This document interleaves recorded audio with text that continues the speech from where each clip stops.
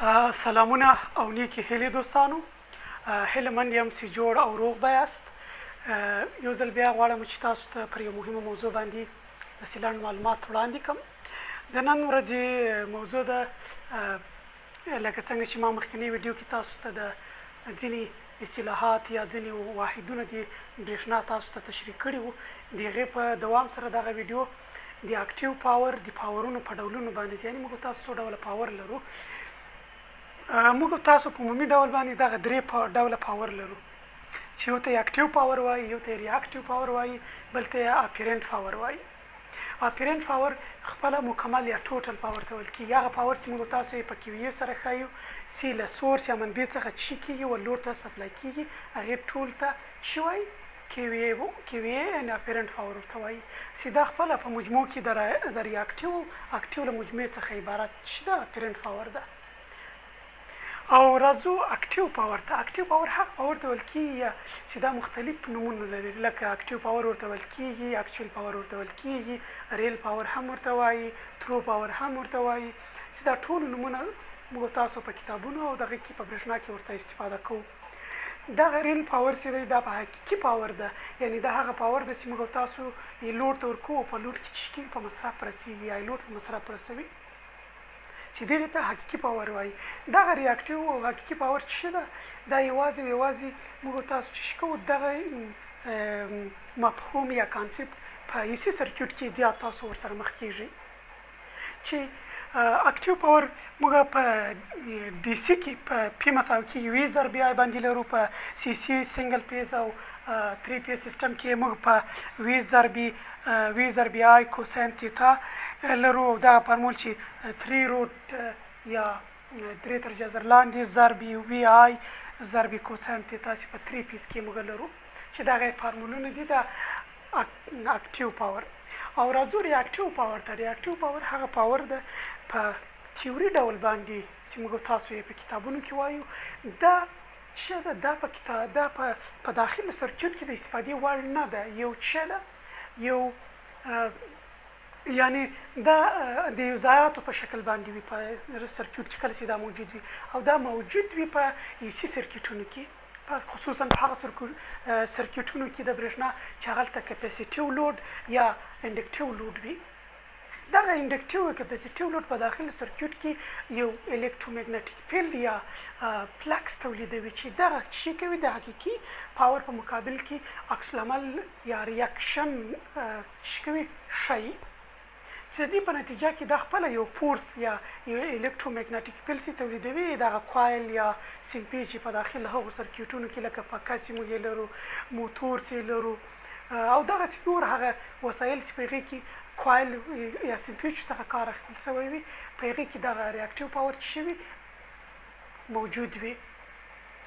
دغه کله چې دا د حقیقي پاور په مقابل کې یا د هغې د جریان د چشکي د هغې د جریان د بندېدو کوشش کوي، نو په دې صورت کې دا چې په عموما دا ضایعات رامنځته کوي په سرکیوټ کې، یعنې ضایعات زیاتېږي.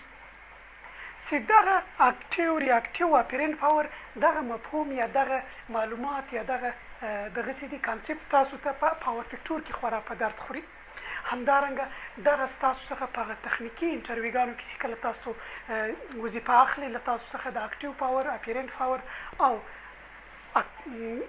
ریاکټیو پاور په اړه باندې پوښتنې کوي، نو تاسو باید یا کوم کمپنیانو کې چې هغه صنعتي کمپنیو کې د ماشینونو د ترمیمونو په حیث یا د مینټیننس انجینر په حیث باندې کله کوم پوسټ یا پوزیشن دغه ته اعلان شوی وي، تاسو کله چې هغې پوزیشن ته اپلای کوئ، نو له تاسو څخه دغه ډول پوښتنې کېږي، او دا په پاور فکټور کې خورا مهمې دي. زه راځم دلته تاسو ته مثلا لکه څنګه چې ما درته وویل، کله چې موږ حقیقي پاور د یو موتور ته ورکړو، برېښنایي موتور ته یې ورکړو، په دغه برېښنایي موتور کې چې سیمپیچې موجودې دي چې هغې ته کوایل وایي. دغه سیمپیچې کله چې موږ حقیقي پاور ورکړو، په دغه کې چې کوم هغه الکترومګنیټیک فیلډ رامنځته کېږي، دا د حقیقي پاور په مقابل کې څه کوي؟ عکس العمل ښیي. چې دغه عکس العمل یعنې حقیقي پاور یا دغه موتور چې څرخي، دغه موتور څرخېدل غواړي چې ودروي، د دې درېدو کوشش کوي، چې په نتیجه کې دا د پاور یا د برېښنا د ضایعاتو لامل کېږي.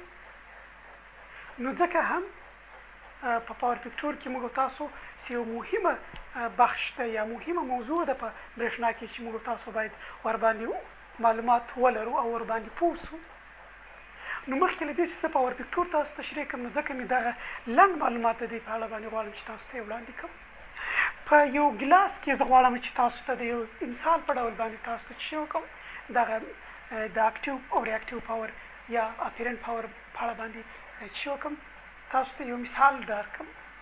دغه موږ یو ګلاس لرو. دغه ګلاس که چیرې موږ تاسو د کوکو کولا یا موږ تاسو چې هغه مشروبات استفاده ورڅخه کوو که چیرې موږ تاسو دغه کوکو کولا و دغه ګلاس ته واچوو په وخت اچولو کې کله چې تاسو کوکو کولا اچوئ ګلاس ته یعنې تقریبا 80% دغه کوک کولا هغه خالص کوک موږ تاسو ترلاسه کوو او چې شي 3 یا 10% چې شي وي ځګ وي.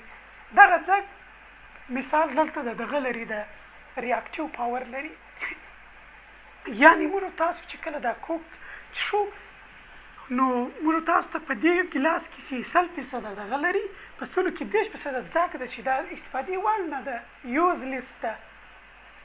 نو موږ تاسو چې کوو 80% کوک ترلاسه کوو. نو همدارنګه چې دغه ته ریاکټیو وایي دې ته اکټیو وایي چې دغه کوک خالص یعنې هغه پاور حقیقي پاور څه دی یعنې هغه حقیقي مواد څه دي یعنې حقیقي هغه خالص کوک څه دی هغې ته څه وایي هغه 80% ده. موږ دلته د اکټیو پاور مثال ورکوو چې په نتیجه کې یا په عموما دغه دواړو مجموعې ته څه وایي اپیرنت پاور وایي یا ټوټل پاور ورته وایي. نو په دې شکل سره دا په برېښنایي وسیلو کې هم څه کېږي موجود وي خو دا د ضایعاتو دغه کېږي لامل کېږي. په موږ تاسو په پاور پکټور کې دغسې یو پاور انګل یا یو پاور مثلث لرو. په دغه مثلث کې دغه زولي ته یې ریاکټیو پاور وایي دغه قاعدې ته یې ریل پاور یا حقیقي پاور وایي او دغه ته زولي ته ورته وایي چې موږ تاسو په اصطلاح باندې دې ته اپیرنت یا ټوټل پاور وایي. اپیرنت پاور په کیوی سره ښودل کېږي ریل پاور په کیلو وات سره ښودل کېږي او ریاکټیو پاور په کیوی آر سره ښودل کېږي. د دغه اپیرنت او ریل پاور ترمنځ زاویې ته څه وایي ریاکټیو پاور زاویه وایي یا پاور پکټور زاویه ورته وایي. دغه زاویه چې څومره کمه وي هغومره څه وي زموږ او تاسو پاور پکټور ښه وي. که چیرې د دغه زاویه یو وي یعنې کوساین تیتا یو وي څه ده تر ټولو ښه پاور پکټور ده. نو په همدغه اساس باندې پاور پکټور مساوي کېږي ریل پاور تقسیم پر اپیرنت پاور. چې موږ ته لاسته راکوي دغه ریاکټیو پاور چې څومره فیصدي دغه وسیله د برېښنا مؤثره ده هغه مؤثریت یا څومره انرژي دا په مصرف رسوي او څومره ضایع کوي نو موږ ته هغه لاسته راکوي چې په بل اصطلاح باندې کوساین تیتا مساوي کېږي کیلو واټ پر کیوی باندې موږ تاسو ته پاور پکټور لاسته راکوي.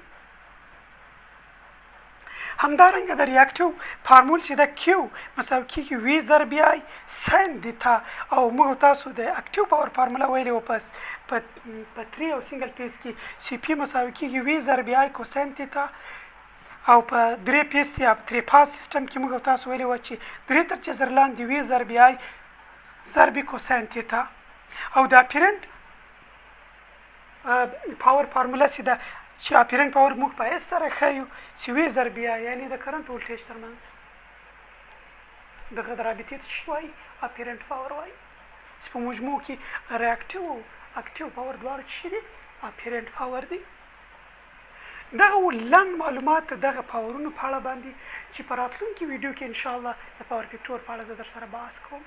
پاور پکټور چې خورا یو مهمه موضوع ده چې موږ تاسو په ضایعاتو کې استفاده کوو مثلا په برېښنا کې خورا رول لري دغه موضوع.